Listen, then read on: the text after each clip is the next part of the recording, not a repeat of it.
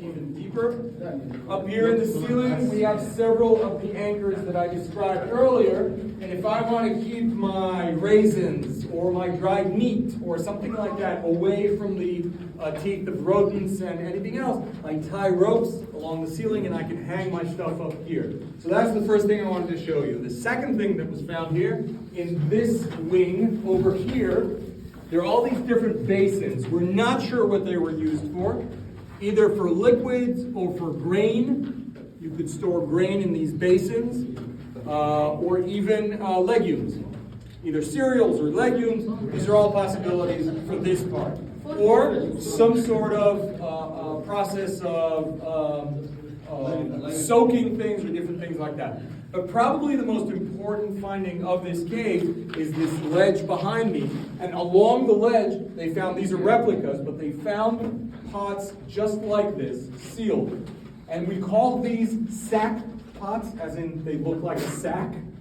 And these are characteristic of liquids, mostly wine, that was for domestic use, for use in here. Because these are easy to place, they don't roll very much, and they're easy to use on a static kind of situation. But if I want to trade in wine, if I want to ship wine from one side to the other, these aren't very easy to do that with.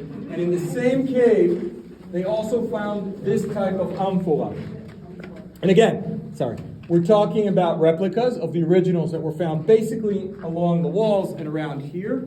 And these are meant for trade. These you can load on the side of camels. You can tie them on the side of a camel or a donkey, or load them on a ship, and they're very easy to transport. And vases like this are characteristic of transporting and trading in wine. And there are 4 slightly different types of these amphoras that were found in shipwrecks and in harbors and in different places all around the Mediterranean. They're slightly different types. And one of them, 3 of them have stamps or markings saying what their origin is. And there's one type number 4, that never has markings. It's never written what it is. But everybody knows what it is. It's not marked, everybody knows it. If I showed you a glass bottle with no label on it, rip the label off. Small glass bottle, transparent, kind of wavy. What is that? Coke. It's a Coke bottle. I didn't even have to show you for you to be able to know exactly what I'm talking about. Even if it doesn't say it, we all know what a Coke bottle is. Go back to the Byzantine period. If I showed you one of these, you would know that's a Gaza pot. And in it is Gaza wine. Vinum gazetum. And we'll talk about what that is later on in the bus. We don't have to do it right here. But just to emphasize that point, I want to point, okay, thank you. I want to point to this part. And before we look at the guy that crawled in, we walked in through the entrance, nobody had to duck. I showed you that area, nobody had to duck. But for some reason, the same people that built all of these different rooms left this room with a very uncomfortable opening that even someone that didn't play basketball had to duck to get in.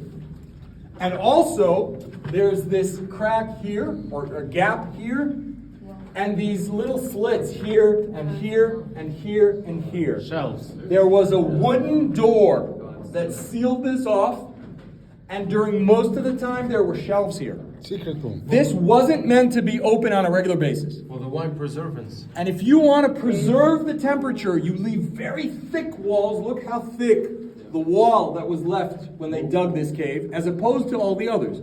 It's very thick, very narrow, and it's sealed most of the time. And the idea is to get the temperature stable and to allow the wine to age. And what they found in that room are more vases, both sack and Gaza, of wine.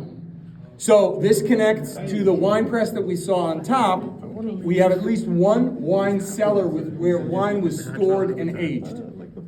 And this brings us back to the question, how could they grow vines in this climate? That's a wonderful question. I'm glad you asked it. Let's get out of here.